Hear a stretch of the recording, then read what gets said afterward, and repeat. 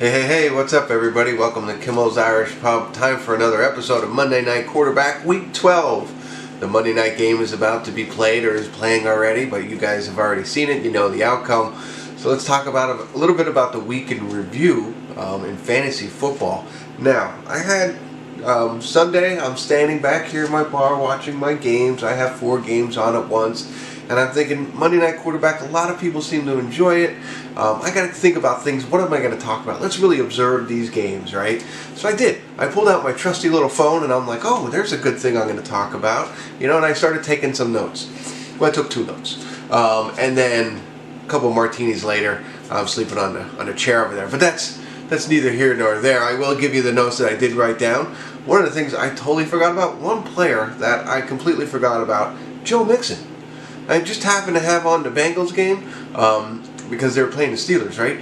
I don't know. But then Joe Mixon ran the ball. And I was like, I forgot he even played.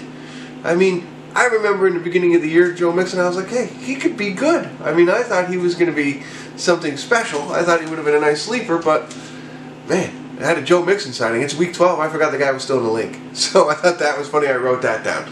In the same regard, I'm, of course, watching the Falcons and the Buccaneers because, 1, I'm a Falcons fan, and 2, I have a lot of Buccaneers. I have Rojo. I have Mike Evans.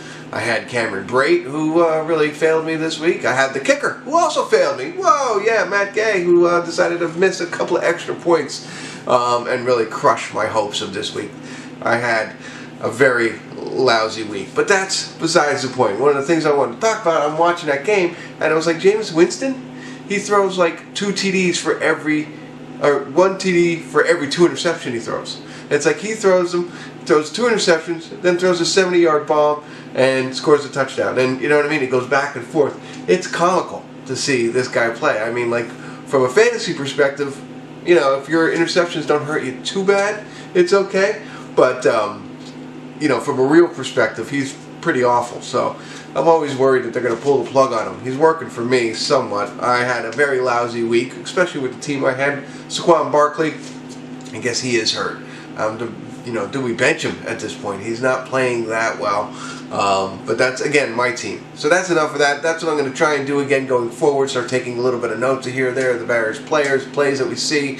And they were just some of the highlights that I observed before, of course, you know, resting myself. But big issue. Not an issue, I should say, but a big for fantasy football owners out there and people who run leagues. You try and do certain things to prevent certain things from happening. And I don't think this is the case, but for instance, we try and prevent somebody trying to throw games at the end of the season. So in a keeper league, if you lose more, you have a better opportunity of getting a higher pick next year. So if you're out of the playoffs, you don't really care that much. But we don't want that to happen because that could impact other teams trying to get into playoffs. There's playoff implications when you do that. You know, if you're going to throw a game, the other team might win unfairly, whereas maybe they shouldn't have won, and other teams won't get into playoffs because of it, right? All makes sense. Well, this week, we had an owner, and I had to be absent-minded, I think, but let me give you this guy's lineup. So this guy's lineup was Jared Goff. Okay, you know, that's fine, whatever. That's fair. That's his only quarterback. But then Damian Williams on bye. Okay, Matt Breida hurt, right? He's not playing. Juju Smith-Schuster definitely not playing. Called it out way before Sunday. It wasn't like a game time decision. It was like, oh, he's not playing. From the beginning, he wasn't playing. Christian Kirk, he wasn't playing because he's on bye. So he started all these players now, and then T.J. Hawkinson. Now that one, I think he did end up playing. He was questionable. That was definitely a game time decision, so no issue there. Really, I don't think. Maybe there's something you could have caught there.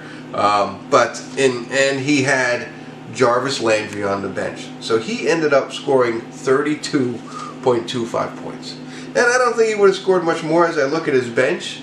But the fact remains that he left 1, 2, 3, 4 players in his lineup that weren't playing at all. So what do we do in these situations? I mean, you know, it's punishable by what? Now, the other owner, of course, won the game and has bettered their record and might improve their chances of making the playoffs. There's nothing we can do about that. But what do we do to an owner that's something like this? One thing I think we should do, as I say this, we should probably do a wellness check.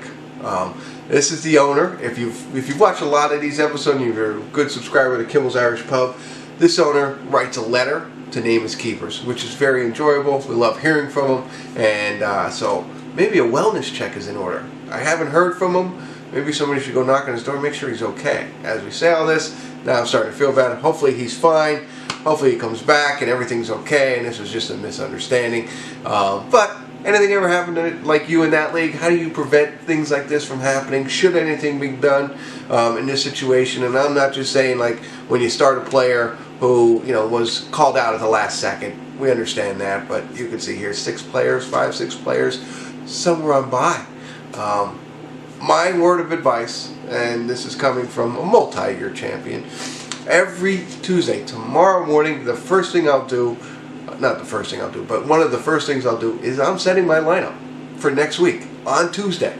It's going to allow me to see who's on bye, do I need to pick up any players, but Tuesday, you set it. Now, it's not final because you got to make some adjustments throughout the week, but at least I know if something bad does happen between Tuesday and Sunday, I've had my lineup set on Tuesday, which hopefully will help a little bit. And any last minute adjustments, you could make those. But you understand that's what I do on Tuesday. Now I check it every day, and I'm just really into it. So again, hopefully there's nothing wrong with our owner here, and hope the best. But let me know your thoughts. Love to hear you. What do you think about this conundrum in our league? Is there anything we should do, or what should we do to prevent it from going forward? So that's it.